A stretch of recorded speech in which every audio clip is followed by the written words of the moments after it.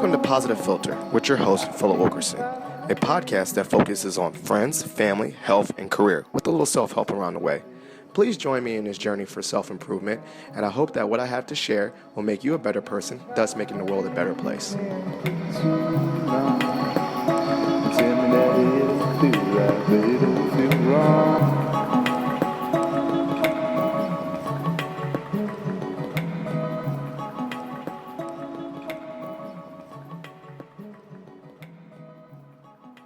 Hey, ladies and gentlemen, boys and girls, it's Philip Wilkerson back with another episode of Positive Filter, or AKA Positive Filter, AKA Ill Phil, AKA the illest, AKA I got Austin, Texas on my leg, AKA I just keep on making these up as I go along. And I'm joined by a special guest, well, everyone's a special guest to me, by my chapter brother, Keith Laing. Hey, how you doing? I'm good, man. Thanks for having me. Do you have any AKAs? No, I don't. No, maybe we'll make up one later. AKA, we're both J. Cole stans. And so, obviously, every topic, quite honestly, as people know from this podcast, I have just my friends on the episodes, and then I figure out a topic on the back end. I say, yo, Keith, you want to be on the podcast? He says, sure. I said, what are we going to talk about? And then I go backwards. But Keith is, quite honestly, he is a professional journalist, career journalist, and just how it works out for what I do at Mason, working with students in media arts and design. He's come and supported not only me but also other journalist students and shared his experiences and his knowledge. And I was like, well, why don't we just record a podcast about the same stuff you talk to these students about, and so that the knowledge that you can share could be to a wider audience of 10 people that listen to my podcast. I think it's slightly more than 10. Yeah, 10, maybe 20. You never know. I got a couple, followers in Burke. I still haven't gotten stopped yet. And so, Keith, why don't you give the listeners a little bit of a background about yourself? I am currently a Washington correspondent for the Detroit News. I work in the D.C. bureau for the Detroit News. Primarily cover the Michigan members of Congress, and my beat in particular is auto regulation and lobbying. I started my career in 2005 at a small town newspaper called the Brunswick News. I worked there for a year. I left and got a master's degree in political science to kind of specialize myself as a political reporter. Then I worked in Tallahassee, Florida for 3 years covering the state legislature. Moved back to D.C. to work for The Hill covering Congress, and now I work for the Detroit News. Well, there you go. So basically, the podcast's over. He just gave us his whole career. But, all jokes aside, one of the things I found, I always found all my friends interesting, but one of the things that was very helpful for me to know about your career and learning, because obviously I don't come from this industry, but I work with these students, was just skills and what things students need to be aware of as they pursue a career in journalism. But your journey to journalism started way earlier, way back in high school. Can you bring us back to say, like, yo, I want to write? And particularly, I had a question on here. Did you always like writing? And when you did like writing, did you write other stuff like short stories and poems? Or you were like, I like to write this kind of style, like what's going on per se? No, I think I've always been a creative person. Writing is a creative part to me. It's I always say in journalism, there's kind of two parts. There's the writing part and there's the reporting part. And most people are really good at one and have to work at the other one. And for me, I'm good at writing, and I had to work to become a good reporter, to learn to do the hustling and do the sourcing that you need to be a good reporter. The fun part to me is to have all the information and put it together into a story. But I think as far back as the 5th grade, I was in a rap group with one of my friends called Casey Smooth. And we wrote raps. Lord, Casey, too late. Now you got a name, AKA Casey Smooth. No, that's the whole group. That was the whole group. I was Lil K. Oh, no. And he was Climax. Oh, no. Did he spell it with like a K or something? No, he spelled it with a C. I don't know why. His name was Chad. That's why. Chad. But yeah, we were doing like talent shows. I have actual CDs at the house that I rapped into. I rapped, probably recorded my last rap as a senior at Howard. Oh, you did one at Howard? Yeah, oh, man, bars. For a long time. Oh, you need to bring that SoundCloud channel back. I'm about to make a SoundCloud. So you like to write. I always like to write, and I was in the ninth grade, and my English teacher was like, "I'm gonna put you on the newspaper staff because you're a good writer." And I was just kind of like, "Okay." I hadn't really thought about it, but then I worked on my high school newspaper for 3 years. I really liked it. Decided to major in it in college. Worked on my college paper, and that's the type of stuff that's important. They always told us in college that, you know, you work on your college papers so you can have some work samples, Yes. which are referred to in journalism as clips, and you use those to get internships, and you use the clips from your internships to get your first job. And then, like, to this day, each job, when I apply for a new job, I send them clips of things that I have published at the current place so they can see the type of articles that I can write. And, you know, I'll send an interview I did, a profile of somebody. I'll send a story where I covered a hearing or a breaking news story or something I reported for 2 weeks that was more in depth because I want to show that I'm a versatile reporter.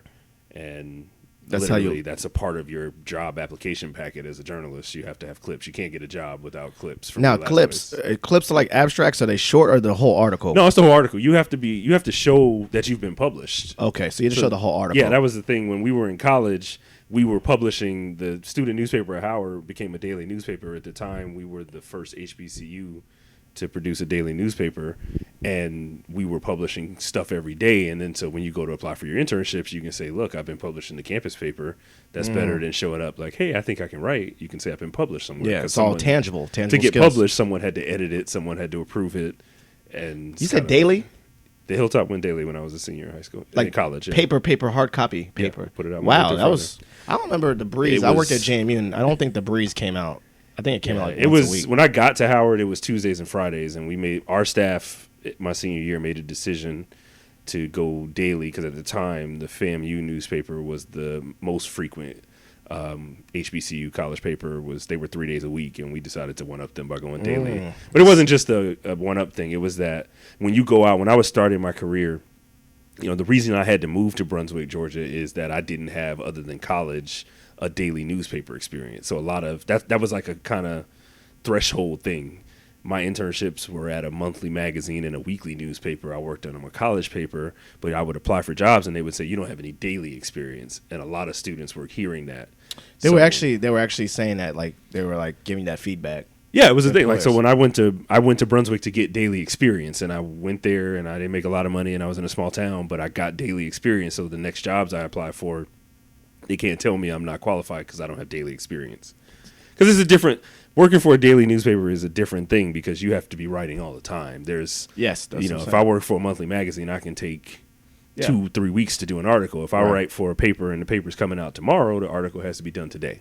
That's a quick turnaround. So, I mean, technically, that means would you start at something at like 9 o'clock and had to be done by 5, or more than one article by 5, or how would that work? It depends on the day. There's day. Today at 4:30, I got a call from my editor like, hey, there's this lawsuit filed against Ford. Can you write a story for tomorrow? I don't have time to read these 200 pages in an hour and a half, but I did, and I wrote the article. It went on our website at 6:15. Hold on, 4:30 to 6:15. Yes. How fast did you have to read? I wrote the article in an hour and 15 minutes. So the lawsuit was 198 pages. You don't read the whole 198 pages. I'm saying, yeah. So you have to know what you're looking for. You have to know, like. So that's the research part. That's the part where you had to learn over time. Yeah, it's the experience. It's like, covering Congress. I know what to look for in a budget if the agency has a budget, or what if there's a bill that drops. I know how to read the legislation, because otherwise it's just a lot of pages and a lot of words. You go straight to like the bottom line or line items that you need to care about, or if it's a budget thing, you're like, okay, I just want to know if it's a negative number or a positive number. The biggest thing in covering budgets is like what changed from last year. There you go. So you just look at last year and this year. Yeah, it's like that's usually the biggest news. This was cut this much. This was increased this much. Done. Yeah. Dang, man. So you're gonna have to help. You're gonna help your daughters write these like reflection papers in 2 seconds, man. You're gonna be like, come over here. I can show you. I used to joke that the best thing I learned in grad school was how to summarize things I hadn't fully read. Exactly. Because there's so much reading in grad school. My master's was in political science. You're the master of Cliff Notes. I guess, but it's not like. I mean, that's what journalism is. Journalism is like me writing the story so you can know what happened without having to read that 198-page lawsuit. Because the average person isn't going to read that. Nope. So I can't even use the same, I have to put it in normal language. I can't even use the lawyer speak that's in the lawsuit. No. Yeah, good. And that's the point of journalism. The average person is not going to sit through a 4-hour congressional hearing. No. I do that so you can read an article about it. So when you sit here through a 4-hour thing, I mean, we're jumping all over the place, but I love it. When you sit through a 4-hour thing, do you kind of like tune out and then basically like your ears pop up when you know you need to listen again? Because like I wouldn't pay attention for 4 hours. You know me. Yeah, I mean, kind of. You know, like if you go to a meeting, there's an agenda. We're going to talk about these 5 things, or we're going to talk about these 5 bills, and I'm only here because I'm interested in this bill. Yeah. So I'm not going to completely tone out because something interesting could happen. But if I'm really here to write about this bill, I'm going to be focusing more when that bill is when they say up. it's on, it's up. Dang, that's crazy. So you was in the school paper, you was doing your thing. You know, obviously started writing and learning the different style, like between just writing for fun and writing rap lyrics to writing. You know, it's funny as you say that. It's like I do have a old notebook of rhymes that I used to rap. I mean, first of all, I didn't rap. I just wrote lyrics, and all my lyrics had a 3-6 Mafia cadence. I think there's still a website with some of my songs up. I'll play one for you when we finish. You gotta do that off the air. I gotta find my lyrics off there. I read my high school lyrics to my wife, and she's like, legit was like, you were an angry, frustrated young man, and all it was just like 3-6 Mafia. It's like the words were 2-syllable words. That's probably the most advanced that I got. But sidebar. So you were doing this, you were writing. When did you know, like, okay, I like to write news, and I'm going to maybe not say my lifetime career, but I wanted to basically, at least have a start in journalism. Because obviously we can always switch. Nothing's permanent. But when we was like, this is what I want to do for a while, though. Like, this is what I want to do for like 10 years or something like that. I think it was probably when I was in college. I mean, I majored in journalism because I'd been working on the paper, and I used to joke that I majored in journalism because I looked at the course scheme and I didn't have to take any science classes. Yep. Because there's the left brain and right brain people. Whatever. I never remember which one is which, but I'm the one that doesn't want to do a lot of science. Though weirdly, like a lot of people go into journalism because they don't like math. And you do a lot of math in journalism. I see you do like a money and finance too. You got to know a lot about. Yeah, you got to know. There's the budgets and percentages. There's a lot of times where like I'm going back and forth with my editor to make sure the math is right before we publish the story. And you've never seen worse math than 2 journalists trying to get together and do math. Yeah, I'm bad at math too. And I'm, but the numbers have to be right, or else we're gonna have to run a correction. We got to make sure it's right. We'll just. So you were in college. You're like, yo, this is dope. I like doing this. This is kind of where I see my career. I major in it.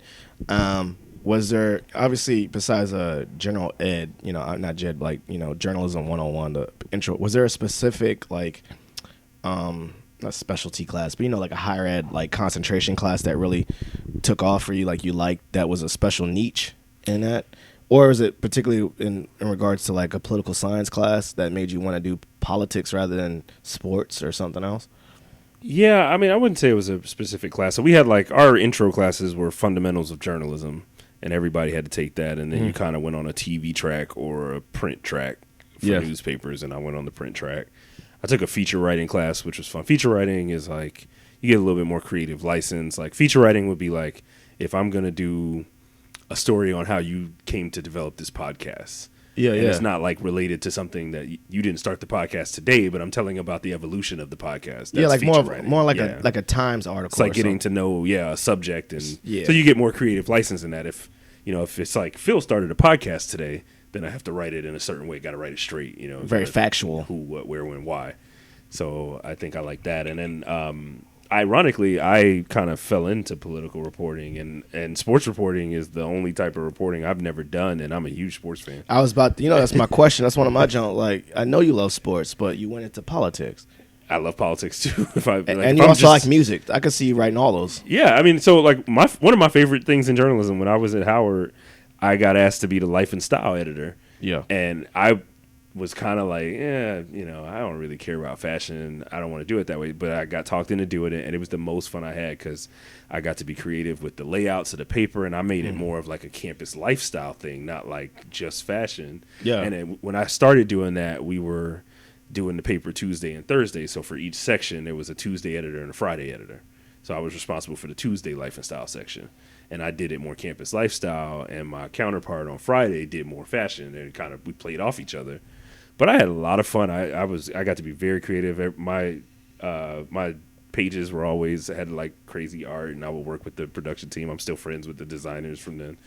And it was literally that I just got pushed out of my comfort zone a little bit. Sometimes the best things come when you get pushed out of your comfort zone. And I had decided to get into politics because my first job just happened to be covering city and county government. Okay. City and county government down in Brunswick. Yeah. Brunswick. Okay. So I just, when I was graduating from college, I was applying to every type of job, and I used to joke with one of my friends. So when I was at the Brunswick News, there was one other black reporter there, and we once spoke at a thing at a community college, and they put up flyers that we were the News Brothers coming. And to this day, we joke about being the News Brothers. Hold up. Did you wear all black suits and shades? I didn't know these flyers were being created. Did you get one? Did you get one of these flyers? It might be on Facebook somewhere. You gotta get the flyer, and then you gotta you gotta make a mixtape. It was like the News Brothers are coming to tell us about working at the news. News we worked Blues. at the Brunswick News.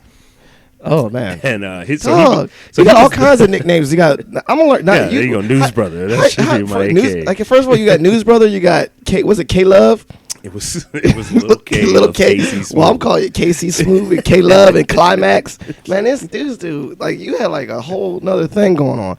So like, dang, K Love. But yeah, so my other news brother was the cops reporter, and he had like the police scanner on his desk. Wow. And if there was an accident on I-95, which was the highway that ran through there, he'd have to run out, and he'd have to keep track of how many people were killed in homicides. This man was an ambulance chaser? No, that's what police reporting is. Like you have to. Well, I mean, isn't ambulance chaser really for the lawyers, right? It's for lawyers, but police reporting is like what the cops are doing. You got to cover. And I used to joke with him that like I'm glad my first job wasn't a cops reporter because I might not still be in journalism. My first job was covering city and county government, and that told me I like political reporting, and then I got a master's in political science. Where would you go from the cops one then? Would you go? I don't know. I applied for. It's funny how life works out. So I grew up in Atlanta. I'd only lived in Atlanta, New York, and D.C. Before I started in journalism. And around the time I was applying to the Brunswick News, I had interviewed with one of the suburban Atlanta papers for a cops reporter position, and it was like. The hours were like 2 to 10 Tuesday to Saturday because cops reporters have to work at night because like criminals don't commit their crimes from 9 to 5. I always joked that at the time, if I had gotten that job and not the Brunswick job, I would have been like, no, I'd much rather live in the suburbs of Atlanta than move 4 hours away to this small town. I didn't get that job. I got the city county job. And that job put me on the track to be a political reporter. Got it. I might be doing public relations by now if I had gotten that cops job because I didn't want to be a cops reporter. But you don't know what you don't know until you do it. Right. That makes sense. So that's just like, things happen for a reason. I didn't get this job. I got this job. This job set me up on a career that's now 12, 13 years in. The other job might have put me on a dead end. That's crazy, man. So kind of going back to like having to grind and start at levels. Shout out to a student that I worked with. Her name is Angelique, and she had to. I mean, she's now doing it in news, but she has to start at Bristol, Tennessee, and for her, she's Northern Virginia. She's Asian American. I'm pretty sure she's a fish out of water, but she's making it work. But obviously, I'm going to assume with a strong assumption that that's just where she's going to start, and I see her going places. Does that kind of how you have to do it? You have to start in small markets to kind of build your way up? That's how it was traditionally. That's how the industry's kind of changed a little bit with the advent of the internet and blogs and all that. But the traditional way was that you started a small newspaper. You kind of cut your teeth as what they call a cub reporter. You do that for a while. You move up to a mid-sized paper. Like I always joke that my career path is like you start in a place no one's ever heard of. Like I still have friends from college that think I lived in New Brunswick, New Jersey, because they don't know what Brunswick, Georgia is. I mean, I quite honestly didn't either. I thought it was Georgia. Yeah, I thought that was okay. Yeah, I didn't know where that was either until I got a job there, and I moved there at 22 years old. And you cut your teeth there, but if you have the type of talent to be at a bigger stage, you don't stay there long. Yeah, it's a temporary station. So I kind of viewed it as like a kind of extended internship. And it's funny because now they actually, since when the insurance rules changed and people could stay on their insurance policy, their parents' insurance longer, they actually promote it as a post-college internship. which is how I viewed it. Because when I was doing it, it was like, we're not going to pay you a lot of money, but here's this good insurance. Because everybody back then was getting kicked off their parents' plans at 21 years old or 22 when they got out of college. So now they flipped it a little bit. So they flipped it. Like I saw a listing for that job, for that paper recently, and it was promoted as. Well, they know it's a starting point. A starting point. Yeah. So there's a couple papers that are starting points, and there's a couple big ones. Like for instance, like Fairfax Times or something down the street, or or Inside Nova or something smaller, Loudoun like county papers. In general, like in any field, you don't just start out as the manager. You start out kind of at the bottom level, and you show you have some talent, and you work your way up. And to me, it was like just important that each job was a little bit higher profile than the last job. And, I had a goal that I wanted to get back to covering Congress, and I kind of worked my way up to that. I went from city and county government to state legislature, and I was covering Florida Senate races, and I covered when Charlie Crist was running for the Senate in Florida, and these are like nationally known politicians, and that kind of got the attention of the paper that hired me in D.C. that brought me to D.C. to cover Congress. Yeah. And once I got to that, then I'm doing C-SPAN interviews, and I'm kind of like closer to what I want to be like. Getting more clips. Yeah, it's like I want, eventually, maybe I'll be on Meet the Press, and I can tell people what I think about the presidential election. But you just got to build your way up. Yeah, you got to work your way up. You got to work it's like baseball, where you got to start in some A. Was it double A, triple A? You start at single A. Single A. And you work your way up. It's double A, triple A. And, there you go. You have people that That's play levels. their whole career. Yeah, I was about to say that. AAA, and some don't make it to the major leagues. Some people make it to the major leagues, and they're only there for a minute, but some people make it in there 20 years. So is there people like that too, lifetimers in a small town market? Yeah, and it's people are there for different reasons. Yeah, families and stuff. I had when I was working in Brunswick, there were a lot of us in our 20s, and we all hung out, and I had coworkers that were in their 40s and 50s, and they had families there. Some of them got into journalism like later in life after their kids went to college, and they were living there and decided they wanted to get into journalism, and they worked to work for the local paper, and they were able to do that. But like if the younger people there kind of have all moved on to bigger papers. Younger people that were there when I was there have all moved on to bigger papers. But Gotcha. There's some of the older people who are still there from 2005. Now, additionally, we all know that in your journey, you just shout out one teacher. There was a lot of people that helped you at different phases. So you shout out one person that's in high school, and you're saying there, were there some other high school teachers, and then when you got to college, some real good mentorships as professors, and then maybe your first job? Like, who are these people that helped you at each level? Yeah, there's people all along the way. I mean, and some of the people that stick out are for different reasons. Like I remember my newspaper advisor when I was a senior is the first person that ever told me I was going to become an alpha, and I didn't even know what alpha was. But she was an AKA who had crossed to Tennessee State, and she was like, I told her I was going to Howard, and she said, "You're going to be an alpha." She said it's in high school. Yeah, I was a senior in high school. I didn't know what alpha was, but I later became an alpha.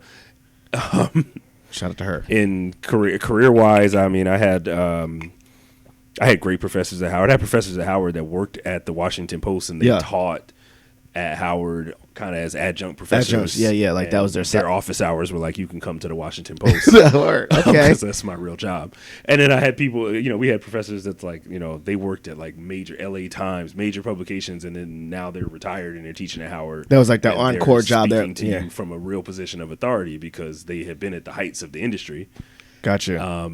As far as like mentors, I'd probably say the editor from my first internship, I'm still in touch with him. He has written me countless recommendation letters, but the reason he sticks out in my memory is on my interview for that internship. It was a magazine called the Atlanta Tribune, which was a monthly business magazine that kind of focused on the black business scene in Atlanta. Mm-hmm. And so I'm on an interview. I'm a sophomore in college. I'm interviewing for this internship. And he said, do you think it's more important to be a good writer or a good reporter? And I said, good writer. And he's like, well, I think it's more important to be a good reporter. And I thought right then that I lost the internship. Yeah.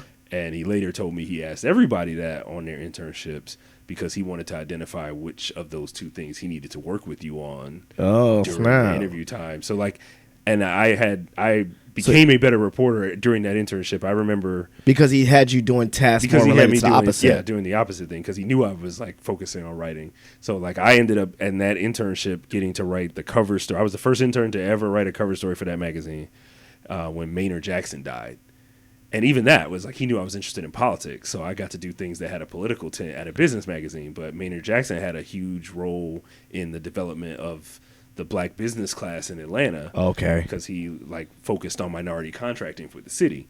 So when Maynard Jackson died, I remember we were in a meeting and somehow it came up that I would do the story. And he said, well, why should I let you do the story? Because he's like, I'm just an intern. And I was like, well, because I can do it. That's it. Yeah. There you go. Did it. And so I wrote the article, and he and I still joke about it. Like, he changed the beginning, was called the lead of your story. He changed it, and I still think my lead was better. But one of the lessons that I learned in that is that it's like a journalism saying, you have to, this sounds kind of crass now I'm saying it on a podcast, but you have to be willing to kill your babies. Like, the thing you love the most is the thing that might be holding your story back. Kill Simba. Yeah. Damn, that's pretty rough. I mean, it's like, but it changed my lead and it made the story better. It means like you get so invested in something. Yeah, you get so invested in a thing because you've been working on it so long, and the editor's reading it with a fresh pair of eyes. And he's like, never mind, I want to do this. And you're like, well, no, it'd be better if you do it this way. And you just say yes. I mean, you fight a little bit. You fight a little bit, but he's still the editor. Yeah. So when you say skills, the difference between writing and reporting, you touched upon a couple skills. Like, what was it? Some of the skills is being more assertive. What was some of the things that you had to work on? As far as being a reporter, I mean, you just have to more assertive, being more hustly. You said. Yeah, you have to be willing to cold call people. You have to, there's a thing called man on the street reporting, which I still don't love, but you have to, like, sometimes a thing happens and you have to literally go up and talk to people and see how they feel about it.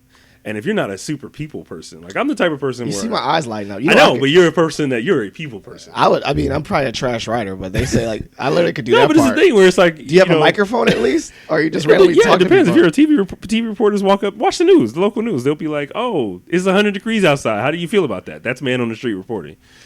And I've had situations, I'm not a person. I'm a person where, like, if I know you, I'll talk to you forever. Like, I'm friendly with people I know. I'm more reserved with people I don't. So I have to like I'll literally be like in Congress looking for Congress members, and I have to be like, okay, I got to go talk to her. All right, I'm gonna go talk to her, and then I'll go do it. Like, I gotta give myself a little pep talk. Oh Lord, hey, I think because I just don't like the. I think I missed out on my career. Like, dang, I could be a 1-2 punch. You could just you can send me to just do that, Joe. Like, yo, Phil, go talk to that dude. My best friends like joke about it. Like, I'd really be like, hey, what's up, man?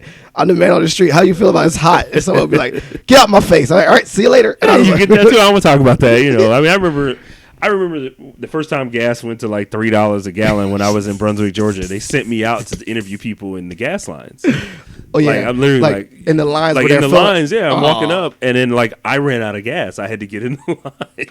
I bet also people are pissed off and they hot and like when that happens, you got to talk to people and they're not in the happiest situation. Or like even in my job now, a version of that is I remember one time when I was working at the Hill, there was I was covering a fight in Congress about funding for the FAA. Yeah, and they let it lapse for 2 weeks, and the air traffic controllers weren't getting paid. It was a like real bad situation. Yeah, so my editor sent me to Reagan Airport. Man on the street with an intern, like, talk to Congress people. And if you've ever like covered Congress, when they're at Reagan, they're going home. Like, they don't want to talk to you at Reagan. Oh, they're like headphones in. You're like, hey, can I get my time? It's like somebody trying to interview you and you're on the metro on the way home from work. Like, your work is over. My wife was like, so this. My wife is like, legit. You make you make a telemarketer's job easy or a door-to-door salesman easy, because what that happens is they'll knock on my door trying to sell windows and stuff, and then by the time they leave, I know their life story. Yeah, but that's because you have that type of thing. But the thing is, like, if you get into journalism and that doesn't come natural to you, you have to learn how to do it. And that's what I had to do. Are you more of an introvert? Would you say you call yourself an introvert? My wife would say I'm an extrovert. I think it's more that like it takes me a while to warm up to people. I understand that. I think once I warm up to people, I'm absolutely an extrovert. Gotcha. But I kind of fall back when I'm in a situation where I don't know anybody. True. But like to my wife, she's really an introvert and she thinks I'm super extroverted. Gotcha. Well, I've also known you forever, so. Yeah, my wife also says like she's an extrovert. She can talk to anybody, but she says I'm an extrovert. But I think it's very interesting. Like I think that's a great way of mentorship. What he was doing was he was, obviously we do definitely have a strengths approach, but he wanted to make sure that you had, filled in your gaps. So, while he highlighted on your strengths, he's like, okay, I know he's strong at writing. I don't need to hound him or talk about dotting his T's and crossing his I's. He's got that covered. I need to make sure that when he leaves this internship, he's more prepared to be a good reporter. Good reporter, as opposed to maybe someone else. He's like, I need to make sure this guy goes out in the world and becomes a better writer. Yeah, and there's people that come in that are good at the people sourcing and talking. Sourcing is literally just talking to people. Like, a big part of my job is like meeting people for coffee. I don't like coffee. So I love coffee. I figured out that I need to get chai lattes at Starbucks because people. In journalism. It's like that's the first thing. Hey, can we meet for coffee? Or drinks though. Like you could do coffees or drinks, but people meet for drinks too. But it's a big thing. It's like a journalism staple. Let's meet for coffee, and I'm like, I don't like coffee. But I have people that I need to like. It's in my interest to build a relationship with them because I need to have that relationship when something happens. Yeah, and I need a comment from ex-congressperson, it helps that I know their communications director. So that's why it's important to constantly be doing that stuff. And so you hear that, folks? Keep all these Starbucks gift cards. Starbucks and Dunkin' I'm Donuts. I'm going to use them all on chai lattes because I don't like coffee. Just blasphemous as a journalist, but over time I like coffee as a functional thing rather than a taste. Yeah, I drink a cup of tea every morning. I just really don't like coffee. I need the caffeine. Yeah. I need it. So that's great. So what are some tips that you would give to young professionals? Like, let's go back. Like, basically just regurgitate all the stuff that, as I said earlier, Keith does a great job coming in and speaking, whether it's at Howard or any, Howard or Mason down the street, just giving back his knowledge. So let's say you're back in that situation, you can say 3, 2, whatever tips.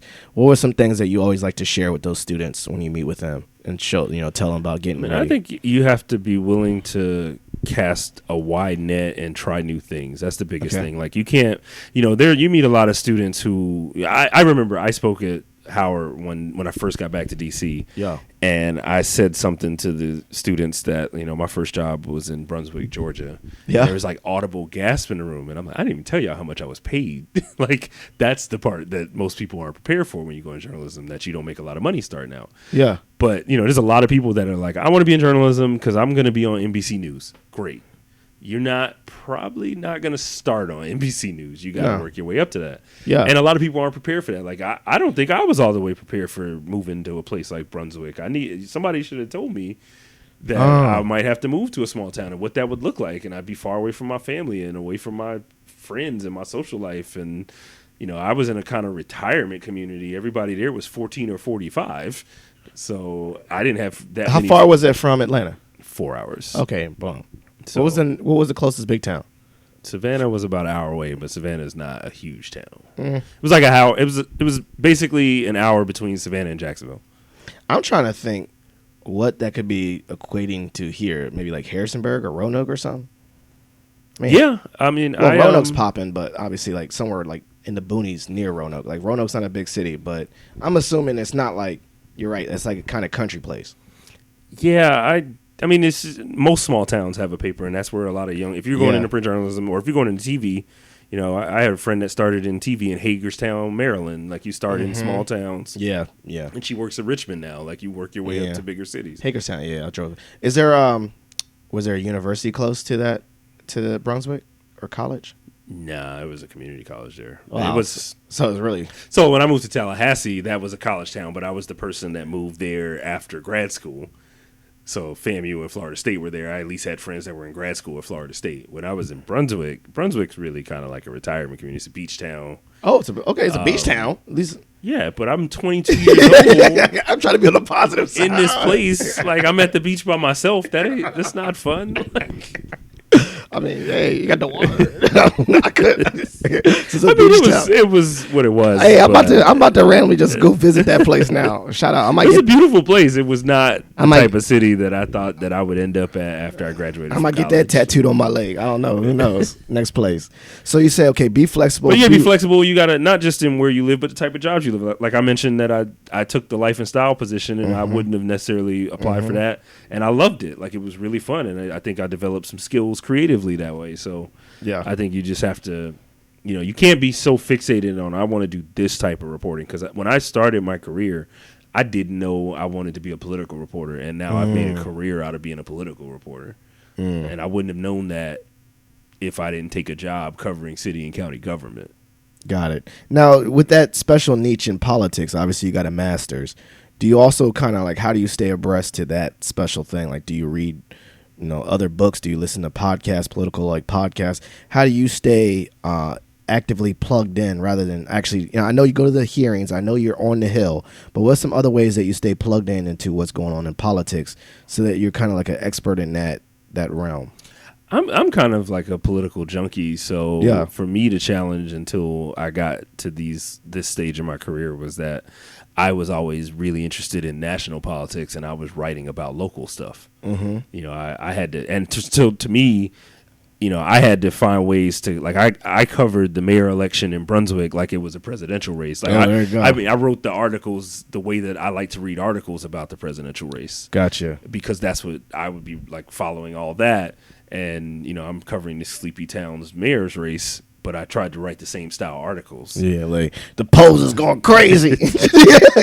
they lined up outside. Brunswick was such a small town that the mayor, when I was there, was a manager at a bank. There you go. Like, I would have to call him at his desk to interview him during the day, because like the city council met at night, because it's a part-time city legislature. It's not like you weren't making a full-time salary as a Brunswick city commissioner.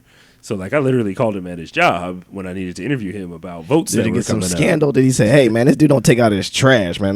Let's slander the opponent." One of the candidates in that race was the last known president of the Black Panthers, and she was running in a sleepy southern town. That was interesting. There you go. They probably told him that she throws trash in the water, and she got thrown off the ballot on a residency challenge. You don't expect that type of stuff in small towns, but that's what happened. As in, like, they say she didn't belong there? Live in the city. Oh, Lord, that's a scandal right there. That was popping. That's crazy. And they successfully got her thrown off the ballot. Oh, man, that's terrible. So, how about, I know that you have a social media presence. When is it necessary now for journalists to have a social media? Is that, like, now a go-to? Like, I'm looking at reporters now. Literally, all of them have a Twitter account. Yeah, I think most newspapers or most media organizations want you to be a part of the conversation. So, it's a way to promote your work and then also interact with people. Like, I post a link to every article that I write, which is just a way to promote my work. But I also interact with people on social media. And, it's important for journalists to not live on social media. Like, you have to, you see these reminders all the time, especially in the political season. Yeah. Like, Twitter is not the real world. Like, there's a lot of things that are like commons, like everyone on Twitter thinks this way, and then a vote happens and it doesn't go anything like the way that, but a lot of, it's easy as a journalist to just fall, because you're looking at Twitter all day. You just fall into the trap that, like, well, my whole timeline thinks this way, so it must be this. But everyone's timeline is self-selected. That's true. So it's not, you could just go outside and talk to someone else and they could think something totally different. Man on the street. But as a thing though, most journalists have it and they just link their articles. Basically, it's just a way to promote yourself in your work. But they have the verified check. They all are. I'm saying, like, is it coming with the assumption that as a young professional journalist that you have that presence or not? Is it like? Yeah, I think it's kind of expected. I mean, yeah, that's what I was gonna say. Yeah, I have a website where I do use to promote my work. Twitter is just kind of a way to, it is promoting the work, but it's also a way to be in the conversation. Yes. And I want to have people look at my profile as an information source that they can figure out what's going on. And they'll go to the link and go to your full articles. Yes. Basically, that's what you want them to do. Got it. What? Obviously, we are learning. We're in the age of real versus fake news, and obviously within journalism, obviously you're in it. You're in the news. So how do you? I mean, obviously you know how to disseminate what's real and fake news because you know sourcing and all that stuff. So what would you tell the common person about being informed and staying plugged into the conversation and disseminating what's real versus fake news? Quote, unquote, fake news, whatever. I don't really buy into because a lot of the ways in politics that fake news is used now is like news I don't agree with. That's not true.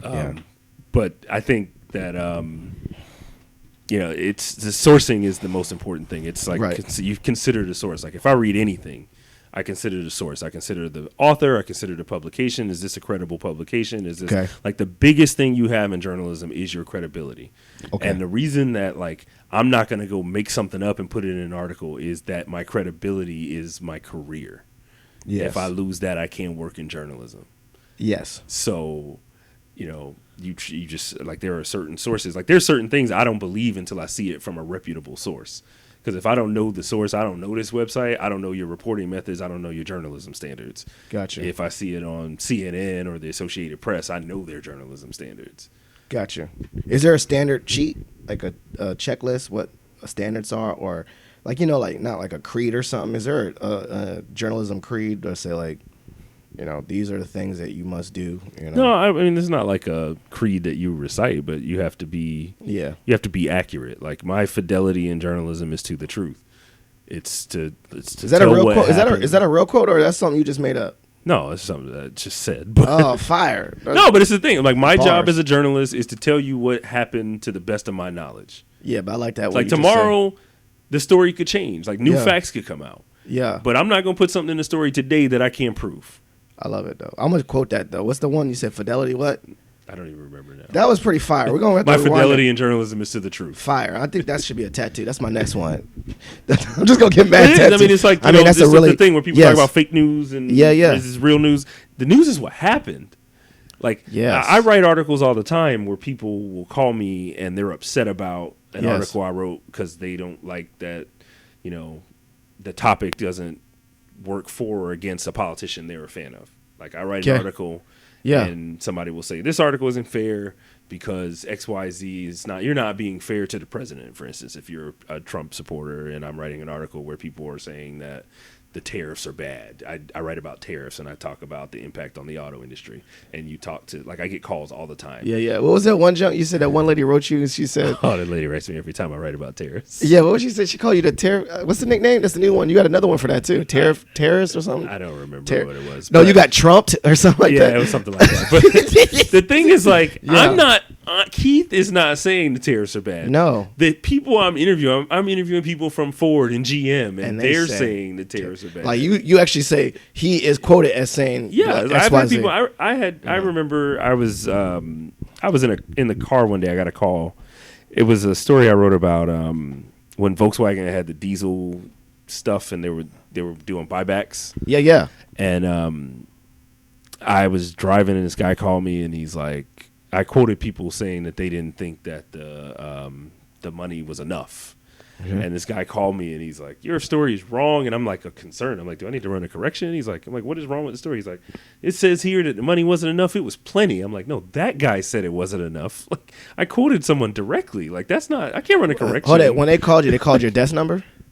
Yeah, but I had my calls forwarded to my phone. Oh, Lord. And he caught me on my cell phone. You got to block him. Blocked. Yeah. But, I mean, it's the thing. Like, people disagree with the things other people are saying. But if I've quoted you directly, my job is to quote you correctly. Yeah, but you're the messenger at that point. And they're not going to, sometimes. And my job is to, like, cover all sides. Like, if I'm writing a topic about something and you're in favor of it, then I should probably also talk to somebody who's against it. Right. Get both sides. And then I get both sides and I present those arguments. Now, if you come back and say, I don't agree with the pro argument, well, if I quoted you correctly, that's the argument that you made. And also, I think, like you said earlier, people are not reading who, quote, quote, they just see Keith Laing and they think that, they come at you because you're the messenger. Yeah. That's interesting. Like, you're having a separation. Now, I think that's also interesting, too, is that as a reporter, you saying this is, there's a difference between a feature, right? Like, I want to highlight Serena Williams or something. I want to make her look like a goddess of sports. And, you definitely have a, you have a slant. You don't have a slant. No, you wouldn't. Because if I'm doing a profile of a prominent person, I also have to talk to someone that didn't like that person. Oh, okay. Like, you can't, because I'm not writing a puff piece, it's like I'm trying to paint a picture of the holistic picture. Yeah, so like I would probably find someone that took the opposite. Like, you spent your life championing X. Yeah, I'd find somebody that like the rival didn't like man. That you were championing X. Wow. But I was what I was trying to say, like, that we engage in political conversations, maybe offline. You definitely have a view about what's going on, but as a reporter, you're saying you're in the line saying both sides. How difficult is that to be non-biased and really, like you said, present what's going on without, like, obviously adding some not anger, but what I mean, like, you can, words are very powerful. You can, like, in a way of a tone, you can say this is very bad or this is horrible, very bad and horrible. I mean, the way you say it, the tone of that word could, I don't know. Yeah. Like, I don't know. How do you stay very flat and stoic. That's the word I'm trying to think of. Stoic and neutral in your writing. I don't think it's hard. I think it's my job. I mean, you know, when we were in school, they would tell us it's kind of like a false. So it's not possible for you as a reporter to not have personal opinions. 100%. Right. Like, you're all people. I pay taxes. I have opinions about who should be my leaders. I vote. But my job is not to share those opinions. I'm not a columnist. It doesn't matter who I like.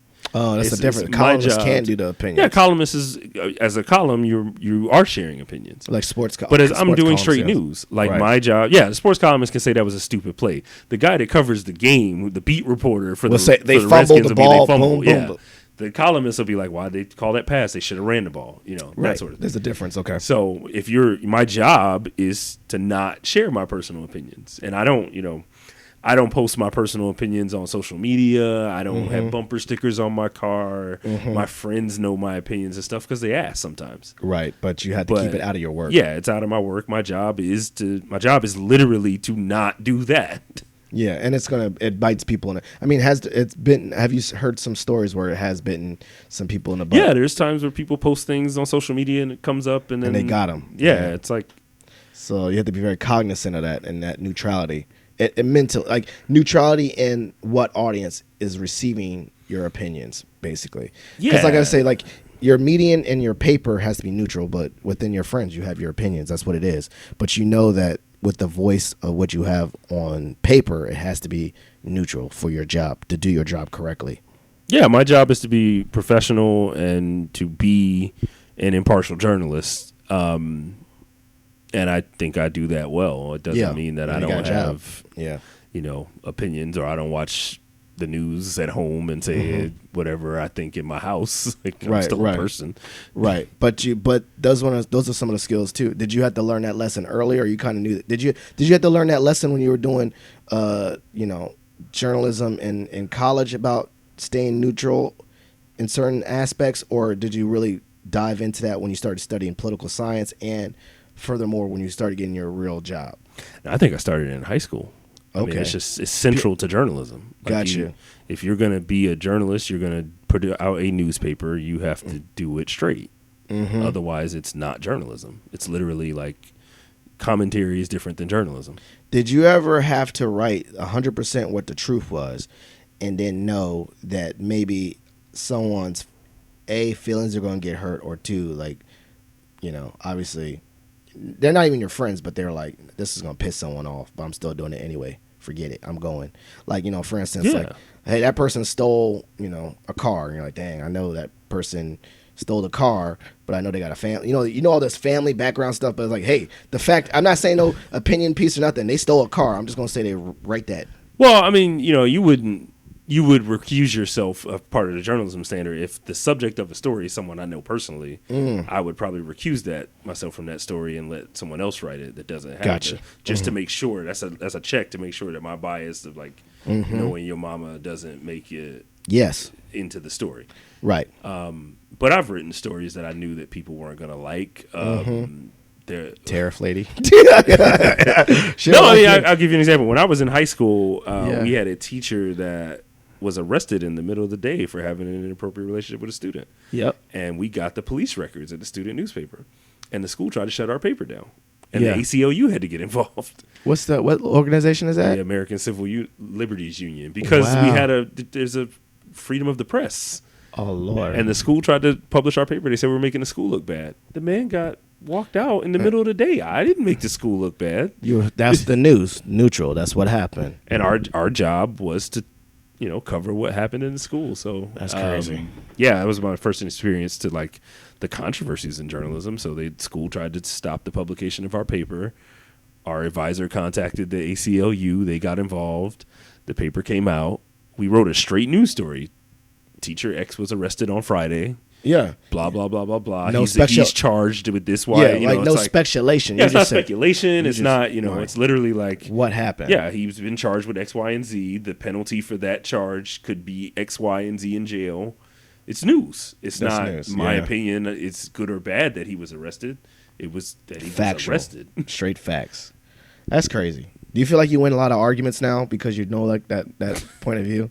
Like, apples and oranges, right? Like because like like I'm so good No, at because writing. like work is different than your real life. True. Yeah. So you can't out argue your wife, huh? Is that what you're saying? Yes. Yeah. It still don't count. It don't Find help. the person that does that. And let me know. Yeah. Okay. Well, maybe I have them next. Hey, so this is great. We got to our minutes. So now we're at the episode part, the segment I like to call Shot for Shot. Have you heard of this before? It's basically I get to ask you any random question, and you get to ask me any random question. Shot for shot. Actually, we are drinking too. But shot for shot, you get to ask me anything not related to journalism, and I answer honestly. Okay. You want to go first? I go first. You go first. Okay. So, you are a aspiring lyricist, right? We already discussed this earlier. I've not rapped in like 15 years. Yeah. But it's a loose definition of aspiring. No, okay. I was about to say we already discussed this earlier, but I want to share this. We were on our way to a meeting and we discussed what is the most influential region in rap music. What is the most influential, and you can explain what influential means to you. I don't think I told you this in the car. Well, there I you think go. Everybody, the rap game is cyclical. Like every region has had a moment, and every region takes something from the last region. I'm gonna say the South of all time. Okay, so you're just gonna ignore the whole New York and Mecca? Not just New York. I was gonna say the West Coast. Like the West Coast had a clear moment.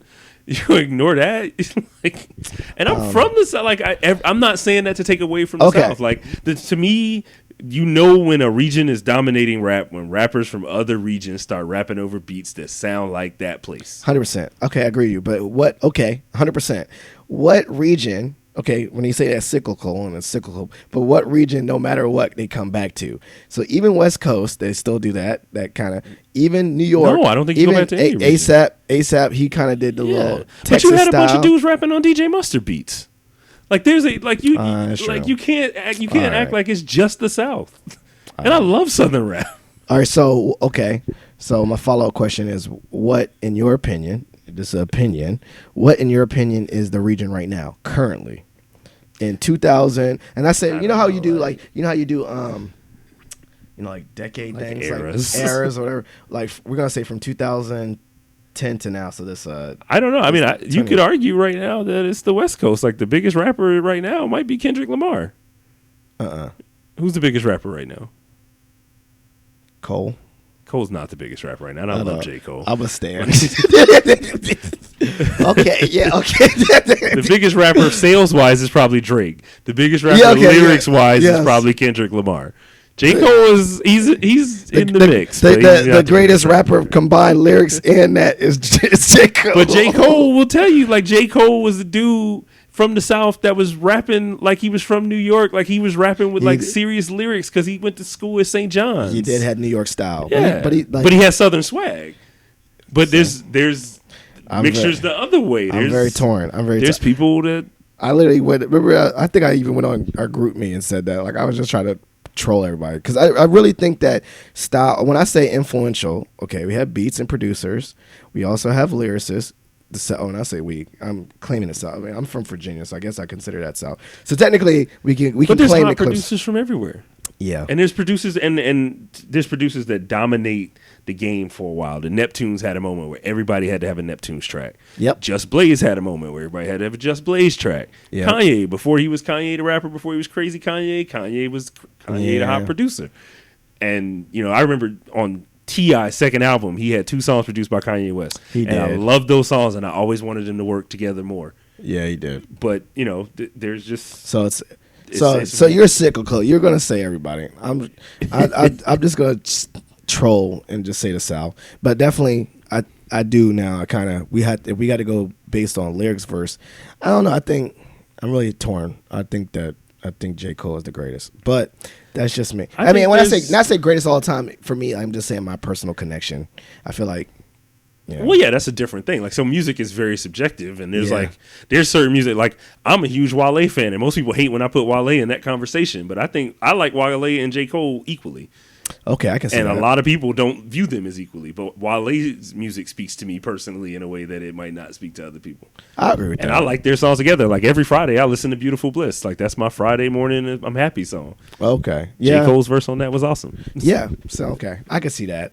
So, we're just saying all over the place. And right now, what region you said? The West? Right now, I don't know. I don't listen to like. You don't listen to current stuff? I listen to. Well, I shouldn't say I don't listen to current stuff. I don't listen to things that are just because they're popular. Like I've been listening to Big Crit's album this week. Yes, and it's really good. But he's not like the super commercial rapper. Not at all. But that's what I'm listening to in my car right now. I've been listening to the Revenge thing over and over again.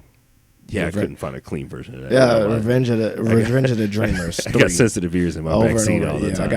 I have to do that slowly. I got to find a clean version. Yeah. All right, your turn. So you're coming up now on your first Alpha convention. Yeah. AKA this podcast is gonna come out after I come back from the Alpha convention. So I'm gonna get you on record now. Like, what are your what do you hope to gain from this convention? Well, hopefully not another tattoo. So you don't want to be on the. You don't want it to be like The Hangover. No, I shared my location so that I could be found. All right. So when this is published, we'll come back and we'll see how you came up. No, actually, quite honestly, you know me, like man on the streets. I'm literally gonna randomly talk to the most random people. That's what I want to do. That's the thing. I want to meet bros, old, young. Like 60, 70 years old. I want to meet the most random people and like come back and say, yo, Keith, I talked to this dude and I want to know some random life stories. That's what's going to happen to me. That's the thing that makes the Alpha conventions great, in my opinion. Like so when you get to the national convention, you got bros from all over the place. And you might meet brother in the lobby of a hotel, strike up a thing, and then like now you know a brother in London. That's what I'm. That's what I'm looking forward to. You know, me, like Mr. Extrovert. I'm literally going to try to come back with like 10 new best friends. Shout out like one dude I met. I don't know if I told you a story. One time randomly, this dude was lost at Mason, and he had gone all the way from Baltimore down to Mason for a career fair, but his job didn't even sign him up for that career fair. So he didn't even have a table, but he had an Alpha hat on. And they say, hey, fellow Phillip, we know you're an Alpha. You know, met him. It comes to find out is this dude named Brother Carter. He was 60-something years old. He's in, the Baltimore chapter. I took him home. I took him to the Metro, all that stuff. But it's like stories like that. Yeah. Like, literally, no connection to this dude. But now we're like, he texts me all the time. Like, he texts like my granddad, for sure. So straight up, like. But that's the thing. So you get to the convention, and I'm ready to get outside your chapter bubble, and I want to meet some random people. I want to hear some stories.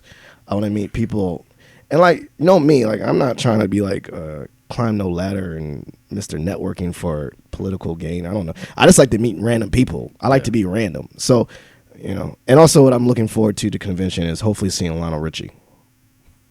You think he's gonna be there? Probably. I need to take a picture with him. You know why, right? So my UK mom, aka Jeannie, she's the biggest Lionel Richie fan, and so every time they used to say online like think of a musical artist, I'd say Lionel Richie. It was like the first person that came in my head. I was like, and then, so if I run into Lionel Richie, I definitely gotta get a picture with him. A successful convention. That's it. I mean, that's it. Like literally, I don't want to meet anyone famous. I don't care who the next president is. You have to if you get this picture, it has to be the thumbnail of the podcast. Is it? Yeah, it's me and Lionel Richie. Yeah, that's what it's gonna be. That actually, that's the only person. Like, you could say, do you ever want to like take a picture and like starstruck or whatever? I think that's literally the only Alpha that I would be like. I had to get a picture with him. Not no president, no general. It's gonna be Lionel Richie, brother. Brother Lionel Richie, because we're also we're both brothers. But yes. But I don't think he's gonna be there. I saw that online that he's doing like a show in Vegas, but it's like a week later. Yeah. So he won't be there. I don't think. Maybe I'll see the other guy, Ghost. You were gonna see any famous people? You think? Yeah, you probably would. I'm sure Roland Martin will be there. This is it's the National Alpha Convention. If he's an Alpha, he might be there. Might. We don't do honorary too. No, that's good. I'm glad we don't. That makes me so mad when I see that. Like that. Yeah. So. Yeah, I don't know. That was a random tangent. Yeah. If you could, okay, that's my random question though. If we did do honorary, who would you? I don't think we should do honorary. Who would you give it to? I wouldn't give it to anybody. I don't think we should do honorary. That's a good answer. I was about to say someone random too. I don't think I would want to do it either. All right, so that was a great podcast. Now this is the part of the episode where you get to do, the floor is yours, shout outs and plugs. So anything, for instance, any way the listeners can engage with you, like your professional Twitter account and all that stuff, please tell us. And then shout outs anyone. And you better shout out your wife. Yes. Shout out to my wife. No, my website for my work is my name's KeithLaing.com. Okay. You can also find me on the Detroit News website. I have an author page. If you Google Detroit News Keith Laing, it'll show up. I'll put it in the show notes as well. Twitter is my name with an underscore at Keith_Laing. I'm on LinkedIn and Facebook and YouTube for all my TV and radio hits. All my name. Shout outs. Shout out to you for having me on. No, it's just it's a great thing you're doing here with the podcast. I'm happy to be a part of it. Shout out to my wife, so I don't get in trouble. Is that? I had one time, one dude, I had to say that, but shout out to your wife. I don't know if she's gonna listen, but hey, Ashley, how are you? She gonna. I'll make sure she. I'll make sure she listens. Yeah, I got 2 more listeners. What you mean? You say, how you gonna say she know you're sure she'll listen? I'm about to like I'm tag just her. gonna like put it in her thing. She listens to podcasts all the time. I'm about to like add her, and I'm just gonna like tag her and do like she's not even on this episode. I'm gonna tag her like, I was joined by Keith Laing and his beautiful wife Ashley. She's like not even on the episode. What you mean? I'm gonna tag her. All right, and your beautiful girls. Yes, my beautiful girls who are in North Carolina with their grandparents, which is why I can do this right now. Shout out. Living life. Kid-free summers. But yeah, shout out to my daughters, Anya and Nadia. That's great. Well, this is it. We did it. I will do a recap. I don't think it'd just be a status. Maybe if you listen after this episode come out, hopefully I run into brother Lionel Richie. Thank you, Keith, for being on this episode. I think, like I said earlier, it's been really, for me, you've helped me a lot learning the ins and outs of what I need to teach journalism students. Because obviously I did not come from this world, but I work with them so much at my job. So knowing the quick tips and all these things has really helped me do my job better. And also, I think it's always great that you give back and share your knowledge with the students, because as you remember what it was like, you said one thing that really stood out is like, I wish someone would have told me this. Well, you're telling them now. So so they got that. So I really appreciate it. And hopefully, 5 more journalism students. I'm tagging them. I'm tagging everybody. Hopefully they listen to this. But thank you so much for being on the show. We learned so much, and we're out. Yep. Thank you for listening to Positive Filter, a podcast that focuses on family, friends, career, with a little self-help along the way. If you enjoyed this podcast, please share it with your family and friends, and like the Facebook page, Spreading Positivity of Movement. Thanks for listening.